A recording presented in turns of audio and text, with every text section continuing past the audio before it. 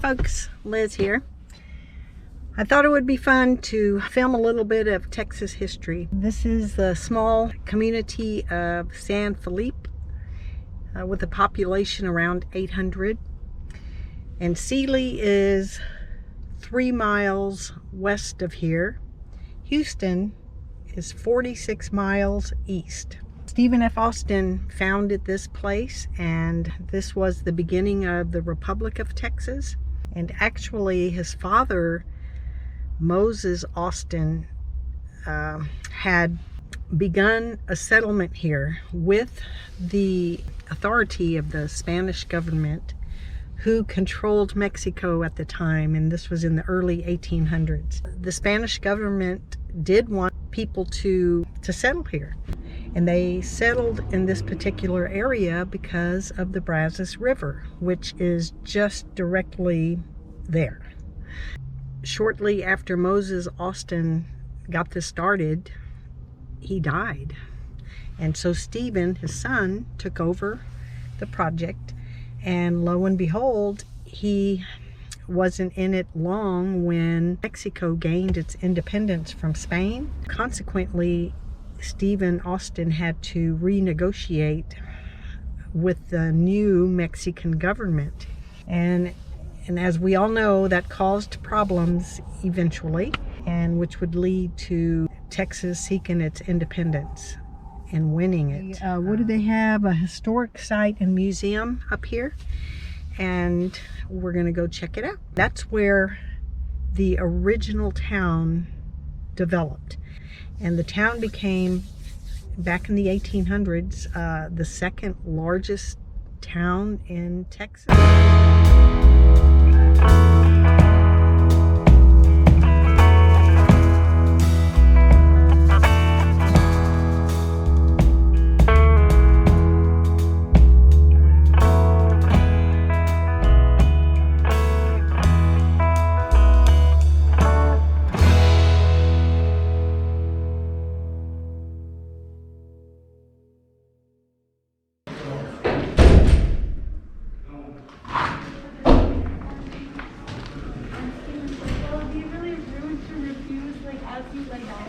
So I guess I'll do it.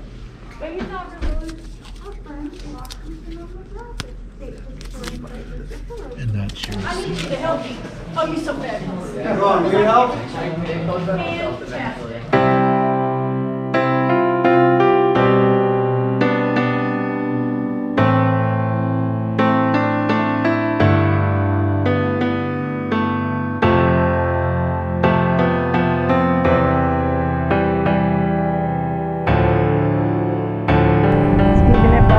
Searched out a suitable location for the capital of this colony.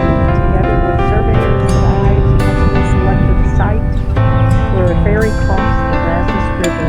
By late October 1823, Austin was signing off his letters with Felipe Austin. Now, just to give you an understanding, the Brazos River is just right over there, beyond that brush. So now we will check out some of these relics of the past.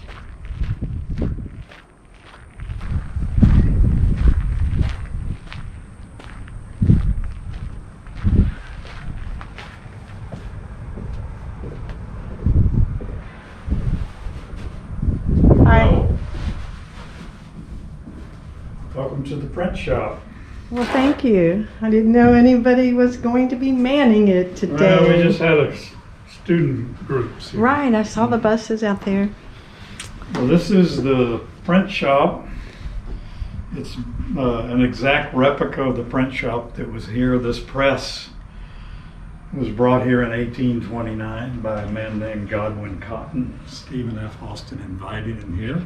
Wow, 1829. Yeah, would have done many historic things were printed here, including the Texas Declaration of Independence. Okay. This is the title page of the very first book ever printed in Texas. Stephen F. Austin translated the rules governing the colonists from Spanish to English and published it in the form of a book. This is a copy, just as it was printed back then, of William Travis's letter from the Alamo, famous letter after the Alamo fell. It was brought here and printed for distribution. Okay. And this is a notice that he sent out trying to recruit people to come and be colonists here. We know a lot about this print shop because the archaeologists dug it up. Also, a weekly newspaper was printed here. The editor's desk is here. The editor would take the copy that he wanted printed and pass it over to this side of the room to the typesetter or the compositor, who would then take tweezers and set the type letter by letter backwards onto the press. A very laborious job. And by the way, these are the capital letters up here, the non-capital letters here. And so this is known as the uppercase and the lowercase, which is where we get that. When we all learn to read, we learn uppercase letters and lowercase. We would ink the type, take the paper and place it down onto the type, press it down, and then we'd roll it under the press, and we'd pull. This is called the devil's tail. When I pull this, it turns this screw, which presses this down and presses the paper up against the ink type. And thus we are printing, pressing, making ready. Wow. And then I'd pull it out, and my paper would come off the press, would be taken to a drying rack and hung down.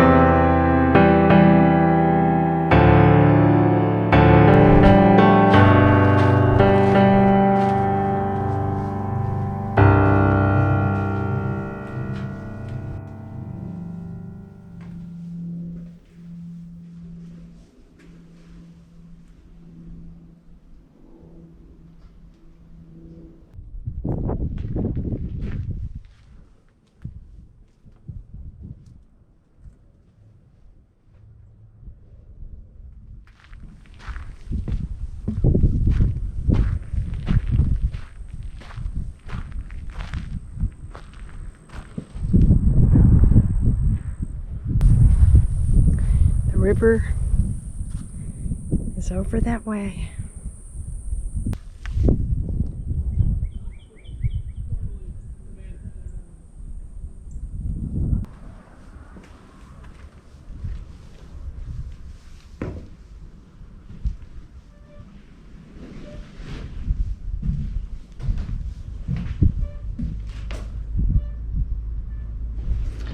The Farmer's Hotel served perhaps 8 or 10 dinners at each meal. Those meals were cooked in the kitchen and bake oven. The cook lived in the kitchen.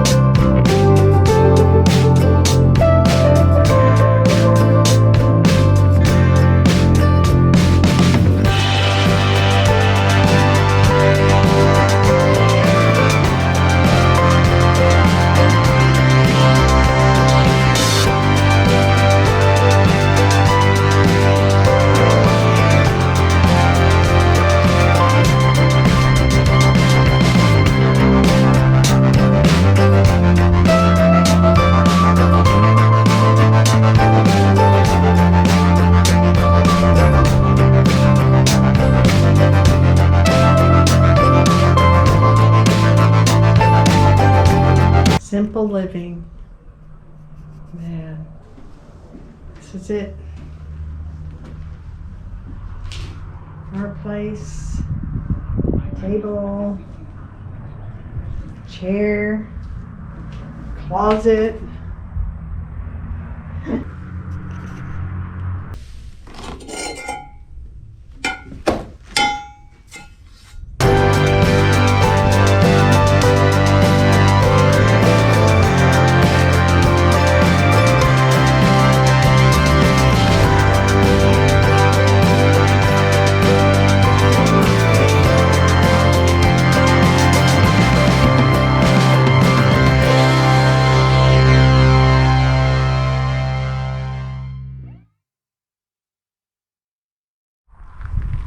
Now this is interesting.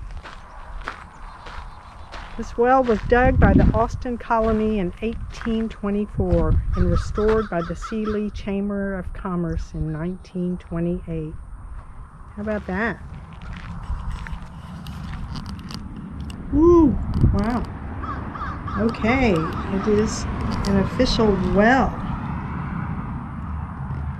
Well, you know, we have to throw a rock down there. I couldn't find any large rocks, so we're going to try this. Everything's quiet right now. Let's listen.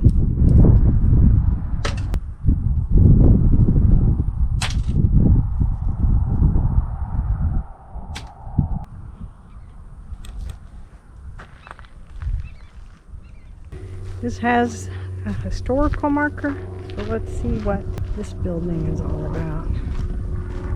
J.J. Josie General Store. Oh, built by John Fletcher in 1847. This was the last store built in the town after its 1836 burning by military order. Purchased in 1867, it was in continuous operation as a store until 1942. It was moved to the Stephen F. Austin State Park in 1969. So they are telling us that this store was built in 1847. And restored, but still.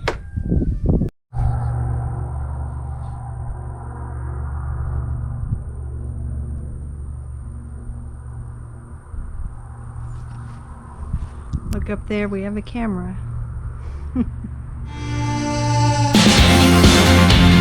Here the site stood the town hall, built about 1830, in which were held the first and second conventions of Texas. Divisional government functioned here until March of 1836, when the Republic was formed at Washington on the Brazos. The building was burned with the town to prevent its falling into the hands of the advancing Mexicans.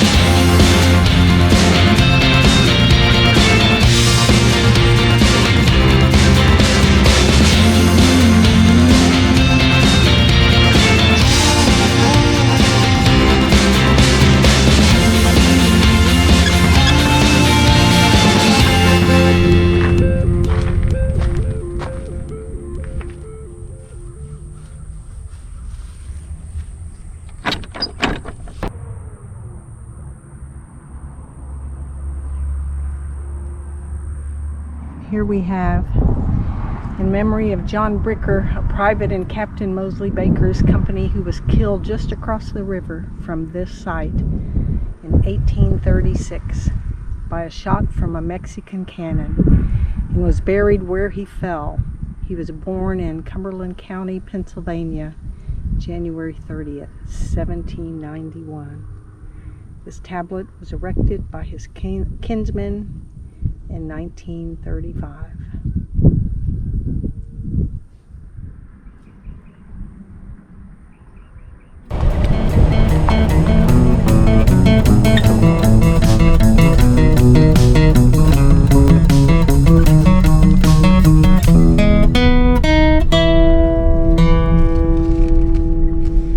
All right, so the museum is over there, and we just came from over there where the monument is, and also the old store. Here is the Brazos River. Let's see if we can't get get ourselves on over there.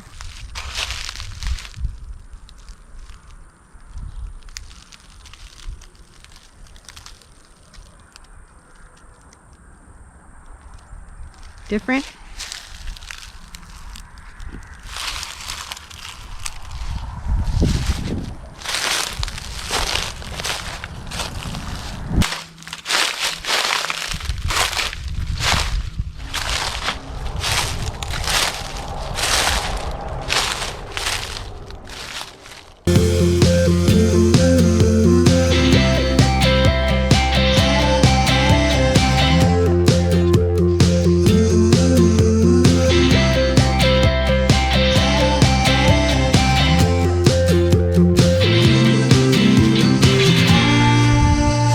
So folks, this is where Stephen F. Austin would have been strolling along the riverbank.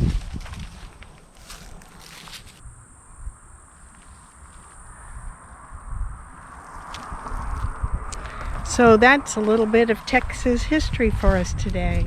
I forgot to mention, I think, that San Felipe is home to the oldest post office in Texas. The oldest and the first post office in Texas. I don't know where